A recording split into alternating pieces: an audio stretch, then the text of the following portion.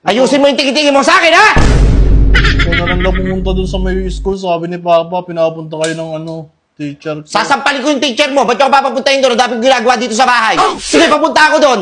Sa paglinisin mo dito, sa pagsaingin mo, paghugasin mo lahat. Ayaw din na yung Papa pumunta, sino pupunta dun? Yung ninong mo, papuntahin mo yung ninong mo doon. Ayoko dyan, wala akong time sa mga ganyan-ganyan. Kayo, gusto ko kayo, matuto kayong tumayo sa mga paa nyo. Yung hindi mo na kami kailangan. Di ba? Kahit ikaw lang mag-isa, may bitaw ka.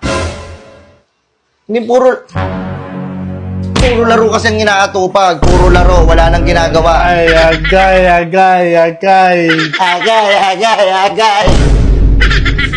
Mo, agay. Na-high blood ako sa'yo, Bon. Tapos yung values mo, ang tataas ang values. Ilan yung values mo dito? 86? 86. Ang galing, very good naman yung anak ko. Dumapa ka nga. Bakit?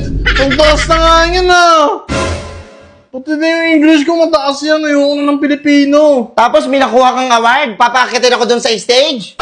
Most behave. Tahimik lang ako dun Anong pinakamatahimik ka ba sa buong mundo?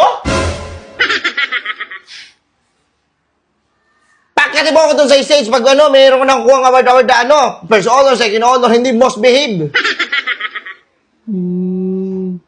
Doon ang tahimik mo dito. Si ingay ka. Nakalim kita Doon ka sa kwarto mo, hindi ka lalabas isang buwan. Makita mo lang hinahanap mo.